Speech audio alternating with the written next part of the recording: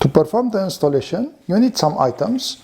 You need some rubbing alcohol and a disposable paper towel so that when you remove the CPU cooler, you can clean up the thermal paste.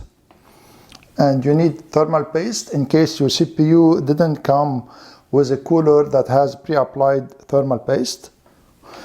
And it's better always also to have like an anti-static band, and this is to avoid damage to the CPU from a static discharge. If you don't have an anti-static band, it's not a big deal. Just make sure to touch the chassis of your desktop while you are manipulating the CPU. So here my CPU is under the CPU cooler and the shroud. So let me remove the shroud first. And this is very easy. Usually they have like a pin, the shrouds. And here, this is the first pin, this is the second pin, and this is the third pin. So the CPU, of course, is always under a CPU cooler. We need to remove the CPU cooler. It has 4 screws. So just remove the screws. And it's always better to remove the screws diagonally. So this is the first one, this is the second one.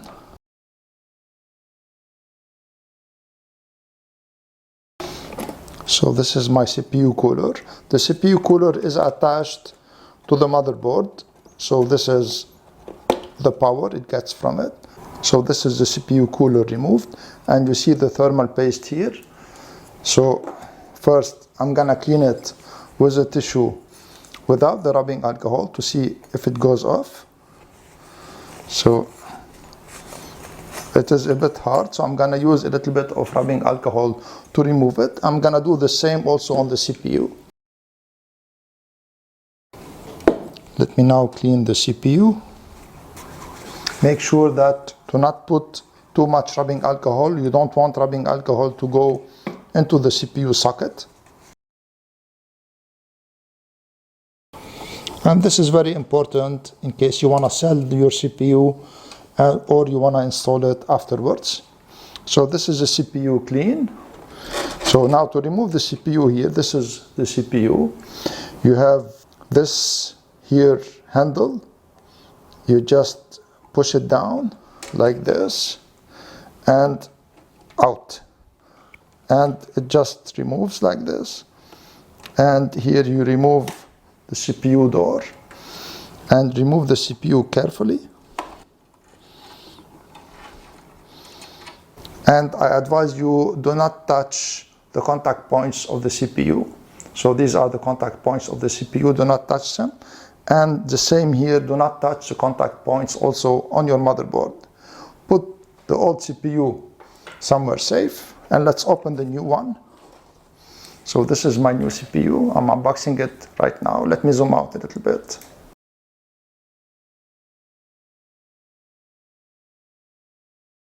I'm gonna cover my PC so that to avoid something going in it.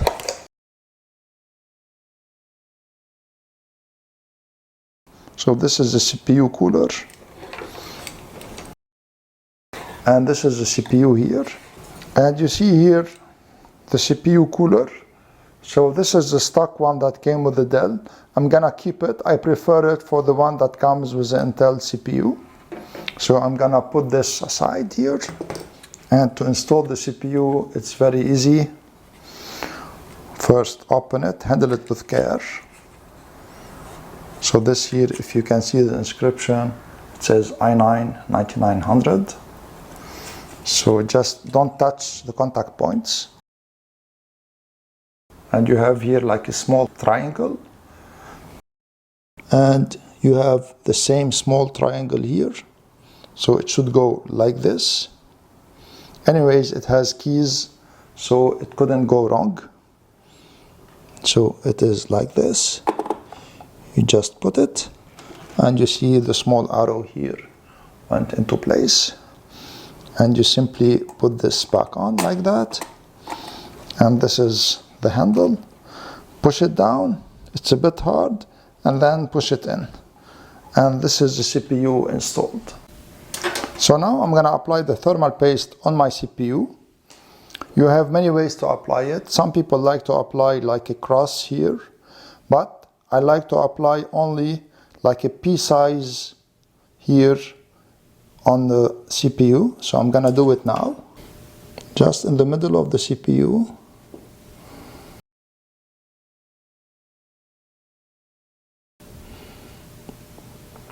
Not to overdo it. This is enough. So now we need to install the CPU cooler, of course, after I cleaned all the thermal paste here from the contact surface. So make sure to align it, because it's better not to move it after you put the thermal paste, so that not to remove the thermal paste. So make sure the screws are aligned and just put it once. So now the screws are aligned, and here it is installed. So let me tighten it now, and as always tighten it a little bit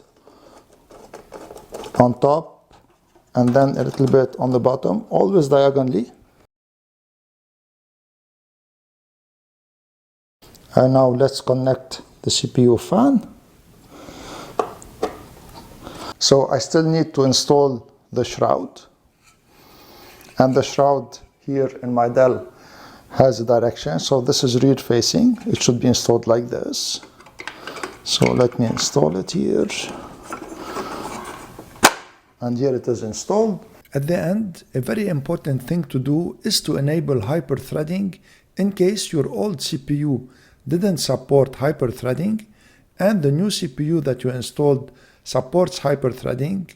Hyperthreading would be disabled in the BIOS, and you will lose a big performance from the CPU if you don't enable hyperthreading.